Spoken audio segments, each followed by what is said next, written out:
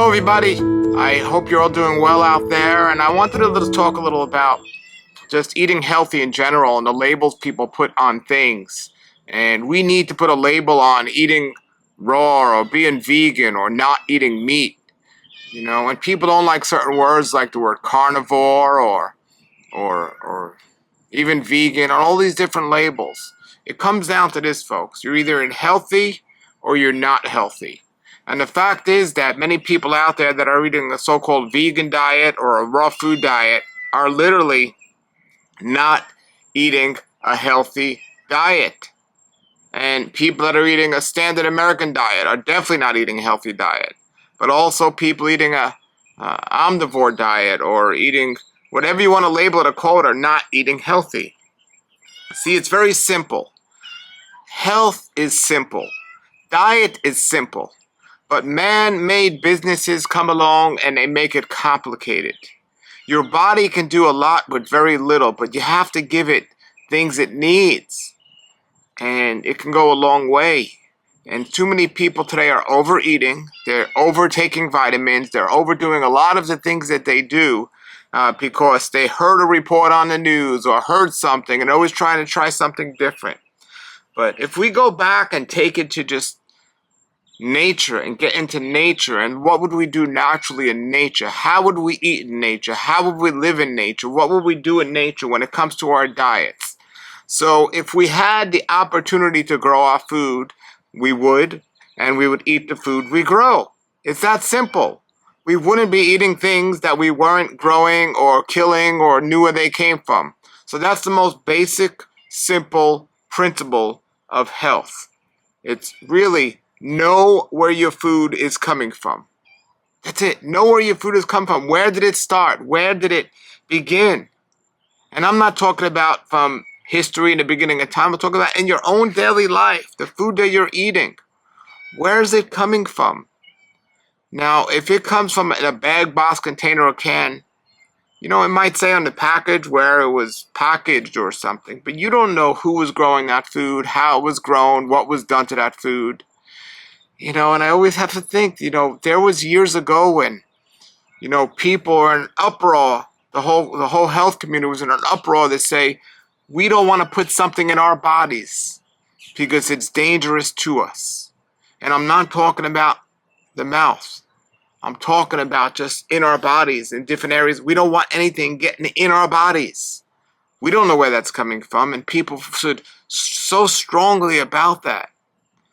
But at the same time, people continue to put food in their body, not knowing where it came from, not knowing what's in it, not knowing how bad it is, and some of the food even says how bad it is, and people still consume it.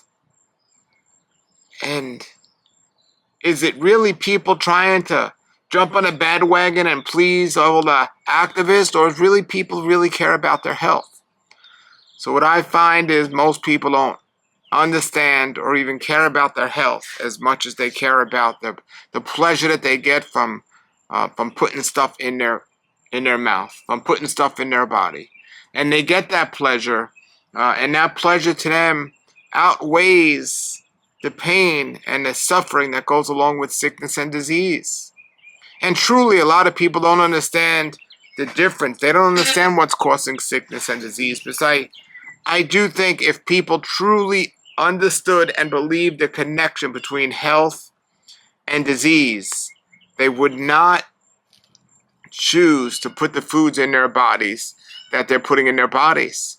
If people truly understood the connection between the diet they're eating and the lifestyle they're living and the disease that they're supporting within themselves, I think people would make different choices. But I don't think people comprehend that. And you say, how can somebody not comprehend something that's so obvious? Well, there are a lot of people that smoke cigarettes and they know it's not good for them, but they continue to do it. The pleasure they get from taking in that tobacco gives them more pleasure than the sickness or that they're suffering from, or the disease they're suffering from. And as they go to the hospital for the chemotherapy or whatever you want to call it, they might regret it at that point. But when they're sitting at that restaurant and the dessert comes out and they have a choice what they want to eat, that dessert or something else, you know, at that point, they're not thinking about the hospital. They're not thinking about chemotherapy. They're not thinking about this stuff at that point. At that point, they're thinking about, I want to please myself. I want to satisfy my taste buds. I want to eat something that's going to give me that feeling of pleasure that I'm not getting from life or somewhere else. That's what they're thinking about, and it's creating an issue. So, you know, very few people are eating for survival. Very few people are eating to be healthy. They're just eating to please themselves, and that's a big problem. And now when it comes to education ourselves and educating ourselves about eating healthy and what we should be eating or how we should be eating or what we should be doing, we need to understand basic concepts of health and what that means and what that looks like. And again, that is simple as well. Grow your food, know where your food's coming from. Eat food that has liquid in it. Eat food that's not processed. Eat food that's from nature. 3 things, 3 simple things. Grow your food. Eat food that has liquid in it. I don't mean jello and pudding. I mean like literally liquid, like fresh liquid, the liquid in the food, the fruits and the vegetables, the fresh fruits and the vegetables. Look, I don't care what you call yourself. If you're eating dehydrated food, it's not healthy. If you're eating dried food and cooked food, it's not healthy. It's not going to support a healthy system. So eat food that has liquid in it, grow your food, and then the less processed your food is, the healthier you're going to be. The closer you eat to nature, the better off you're going to be.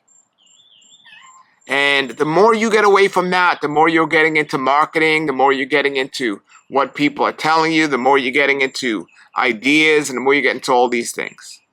So these are things you got to keep in mind. These are the things you got to understand, and hopefully you'll make wiser choices when it comes to your health and your well-being. If you have comments or questions below, please put them below and I'll be happy to discuss them. Until then, everybody have a great day and a great raw life. Nature's wealth, good for your health. This is the Raw Life Health Show. Raw Life, brighten up your life.